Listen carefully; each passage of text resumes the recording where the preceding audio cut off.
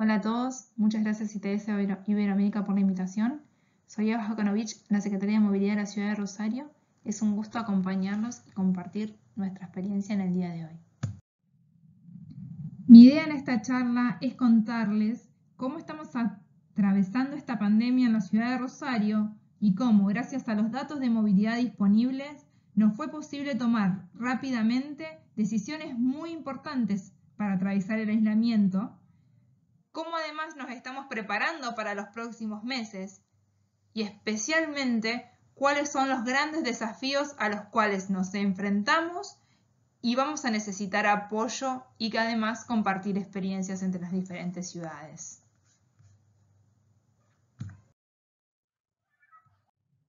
Para los que no la conocen, les cuento que Rosario se encuentra en el centro de la Argentina, a unos 300 kilómetros de la ciudad de Buenos Aires. Se extiende en una superficie de 178 kilómetros cuadrados y tiene casi 1 millón de habitantes. Si sumamos su área metropolitana, alcanza el 1.300.000. Se encuentra a la orilla del río Paraná y desde el puerto de Rosario sale el 80% de la producción agrícola de todo el país.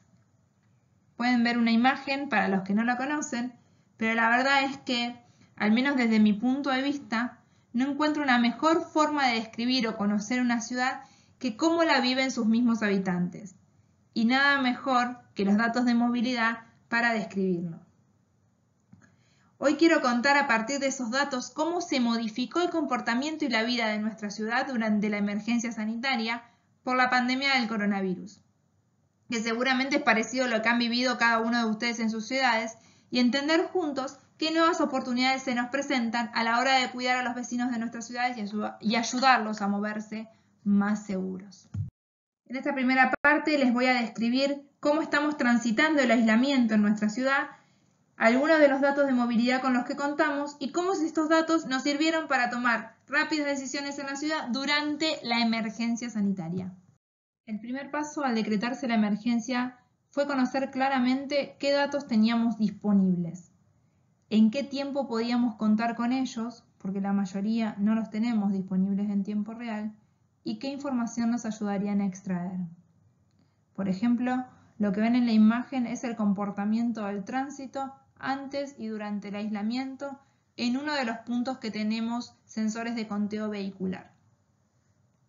Estas curvas, cuyo comportamiento era bastante similar en los diferentes puntos de la ciudad que tenemos sensores, nos permitieron conocer cómo varió el movimiento vehicular en la ciudad durante el confinamiento. En las primeras semanas fue más severo y llegó a ser entre el 20 y el 30% de un día normal antes del aislamiento.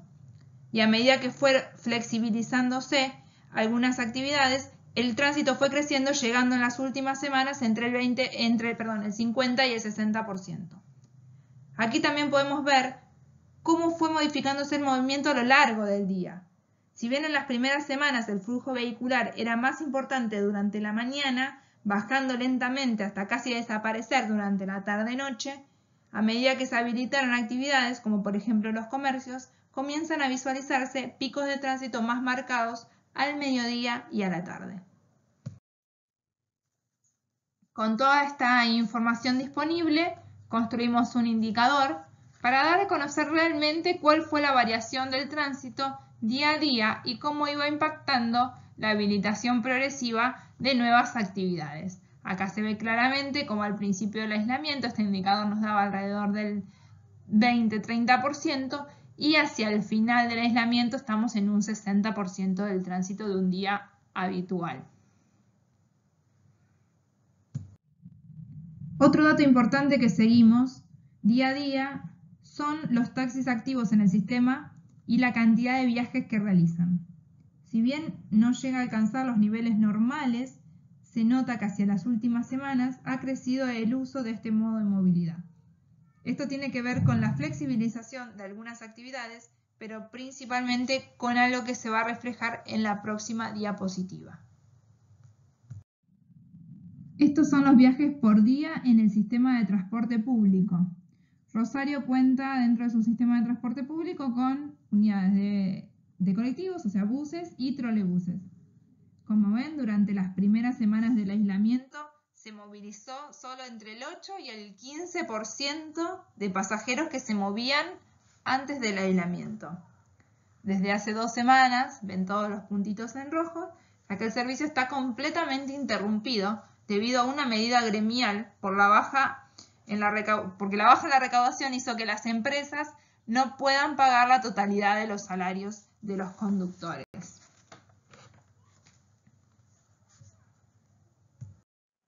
Este gráfico muestra claramente las pérdidas económicas por la baja en la recaudación durante el aislamiento.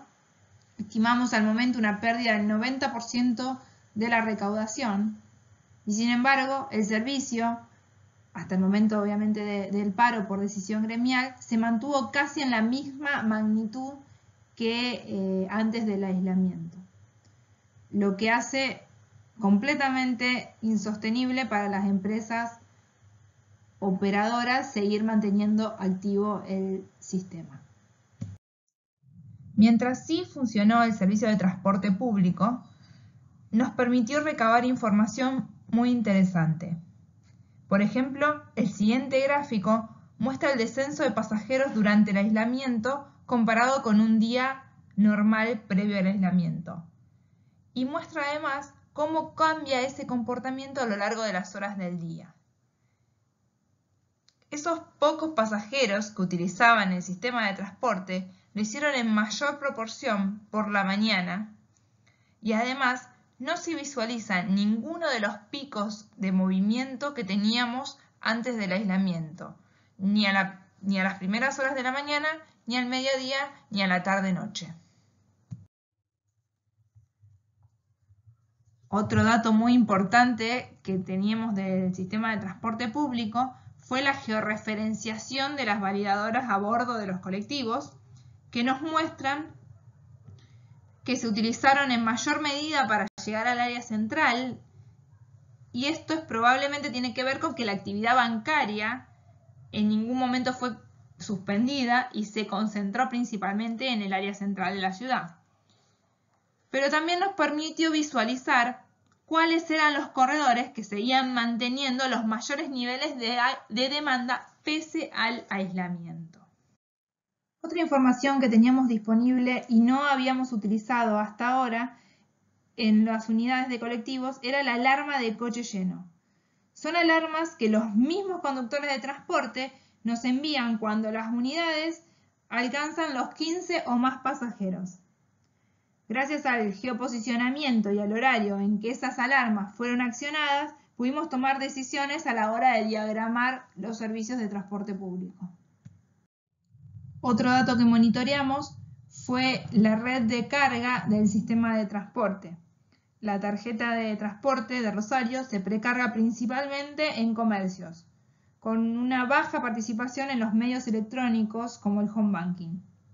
Se monitoreó durante el aislamiento que todos los barrios continúen teniendo comercios disponibles para la recarga de la tarjeta y además se observó que hubo una proporción mayor de cargas por medios electrónicos.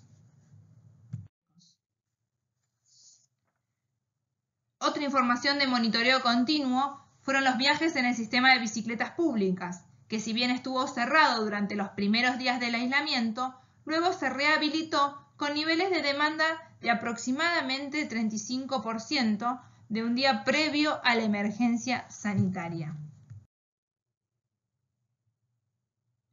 Además, semana a semana fuimos comparando en ciertos puntos testigos de la ciudad la elección de modo por parte de los vecinos. Los valores de participación modal se mantuvieron bastante constantes en las primeras semanas del aislamiento, pero luego, a partir del paro de transporte, se intensificó el uso de la bicicleta y del taxi especialmente.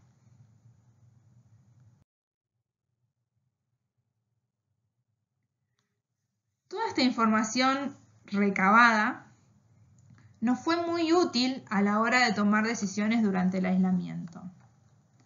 Algunas de estas decisiones estaban relacionadas con la movilidad, pero otras con el cuidado de los vecinos.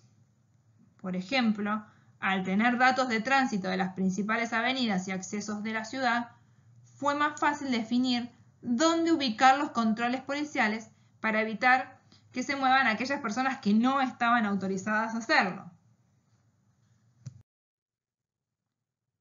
Por otro lado, para garantizar el aislamiento social, a partir de los datos de demanda horaria de transporte público y las alarmas de coche lleno, pudimos reforzar las rutas de transporte en los horarios y en las zonas más demandadas, evitando así aglomeraciones a bordo de las unidades. Se redistribuyeron las máquinas de recarga automática de la tarjeta de transporte hacia los lugares donde se visualizaban más necesidades, sacándolas de otros donde no eran necesarias durante el aislamiento. Por ejemplo, se reubicaron las máquinas que estaban ubicadas en las universidades hacia hospitales o centros de salud barriales. Si bien al principio del aislamiento se decidió cerrar el sistema de bicicletas públicas por cuestiones de higiene, a medida que se fueron habilitando nuevas actividades y visualizamos el crecimiento de la demanda del sistema de transporte público y mayor cantidad de alarmas de coche lleno, decidimos habilitar nuevamente el sistema de bicicletas públicas como alivio al sistema de transporte en colectivos. El sistema se reabrió con nuevas medidas de higiene, como dispenser de alcohol en gel y de guantes en todas las estaciones, además de una limpieza mucho más exhaustiva. Durante más de 20 días, Rosario no registró casos de coronavirus positivos. O sea, durante el aislamiento nacional hubo 20 días en los que Rosario no hubo casos, lo que nos permitió pensar en reabrir actividades. A la hora de establecer protocolos para la habilitación, fue clave contar con los datos de movilidad de la ciudad. Así fue como se restringió el horario de algunas actividades por la mañana y se habilitaron únicamente por la tarde, donde los niveles de movilidad en la ciudad eran muy bajos, como medidas para aplanar la curva de tránsito. Por ejemplo, se permitió abrir algunos comercios solo a partir de las 13 horas, donde veíamos que el tránsito descendía de manera importante.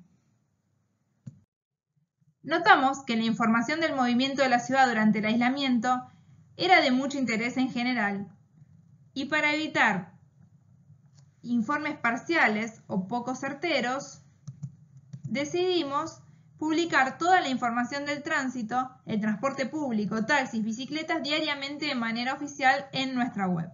De esta manera la prensa y los vecinos podían acceder a información actualizada y certera. Sabemos que también fue de mucha utilidad para otras ciudades que requerían comparar indicadores. Hasta ahora comenté algunas decisiones que tomamos de manera rápida con los datos que teníamos disponibles. La emergencia nos obligó a adaptarnos día a día y a entender situaciones completamente atípicas en la movilidad de la ciudad, y fue de mucha ayuda toda la información que había. Pero también es necesario adaptar la ciudad y su infraestructura a las nuevas necesidades de movilidad y planificar a mediano y largo plazo de qué manera vamos a continuar moviéndonos para realizar nuestras actividades diarias. Y para eso los datos siguen siendo de gran ayuda. Sabemos que los modos de movilidad individual, en especial la bicicleta, va a ser una de las formas más seguras de movernos durante y después del confinamiento. En ese sentido decidimos lanzar un plan rápido de construcción de ciclovías de emergencia, que ya están en uso. Si bien ampliar la infraestructura ciclista ya estaba en el plan de gestión del municipio, la pandemia aceleró los plazos y redefinió la priorización de las vías en función de la necesidad de descomprimir algunas rutas de transporte público. La elección de estas ciclovías a priorizar fue dada gracias a la utilización de los mapas de calor de transporte público, las líneas de transporte más demandadas y por supuesto la falta de infraestructura ciclista en algunas zonas de la ciudad. De esta manera se construyeron 34 kilómetros de ciclovías en solo 15 días. De la misma manera y bajo similares criterios estamos planificando la expansión del sistema de bicicletas públicas en los próximos meses. El sistema de transporte público también requiere una pronta recuperación para adaptarse de manera eficiente a los nuevos patrones de movilidad. Los datos y los modelos de transporte existentes serán claves en esta etapa. Debemos trabajar para que el transporte público subsista y evitar que la única salida para movernos de manera segura sea la utilización del vehículo individual. Para esto será clave entender los nuevos patrones de movilidad de la ciudad y adecuar rápidamente recorridos y horarios a esta nueva realidad. Lograr un sistema de transporte eficiente que garantice las medidas de distanciamiento social y continúe siendo accesible es un gran desafío al que nos estamos enfrentando casi todas las ciudades. Si bien esta crisis nos ha llevado a hacer grandes reflexiones sobre la forma en que nos movemos, en mi caso la veo en gran medida como una increíble oportunidad de mejora de la calidad y la eficiencia de la forma de movernos en las ciudades. El impulso de la bicicleta es solamente un ejemplo de lo que hace años venimos pregonando como planificadores de la movilidad y hoy se transformó rápidamente en una gran oportunidad frente a las dificultades. Sin querer extenderme demasiado más y solo a modo de síntesis, me animo a enumerar algunos otros desafíos de los que ya deberíamos estar trabajando y considero que es el mejor momento para impulsar. Respecto al transporte público, creo que hoy la tecnología y la urgencia nos invitan a pensar de verdad en abandonar la rigidez y pensar en sistemas que realmente se adapten a la demanda en tiempo real. Debemos trabajar para la subsistencia de los sistemas de transporte público, a pesar de la reducción del número de viajes actual y la esperada, que están afectando gravemente a los ingresos por tarifas, en un contexto financiero ya débil para la mayoría de los sistemas de la región. Que el servicio esté donde estén los usuarios, evitar sobrerecorridos o superposiciones de recorridos y lograr realmente un sistema más eficiente. Por otro lado, garantizar más calidad a los usuarios, darle la posibilidad de reservar o de prepagar un viaje, poder conocer y elegir el modo en que voy a moverme, no solo en función del costo o del tiempo, sino también de los niveles de ocupación de las unidades, y seguir pensando en restricciones a la movilidad individual, bajar velocidades en las calles, dar mayor seguridad y calidad a los modos de micromovilidad, como la bicicleta o los monopatines, que serán una gran alternativa a los movimientos barriales y también como complemento y reemplazo del transporte público. Disminuirán los viajes largos de las personas gracias al teletrabajo, a la educación virtual y al e-commerce, pero crecerá la logística urbana después del COVID y que se resuelva de manera socialmente amigable dependerá en gran medida de las acciones que nos animemos a abordar por fin en un tema que viene siendo también bastante relegado por nuestras ciudades, como es el abastecimiento de última milla. Para cerrar les dejo una frase que he escuchado mucho en estos días, pero que es bien oportuna. Las catástrofes no ocasionan los cambios urbanos por sí mismas, sino que aceleran transformaciones que ya se estaban imaginando. Bueno, no aprovechemos esta gran oportunidad. Muchas gracias. Les dejo mi contacto por cualquier tema que deseen profundizar. Hasta luego.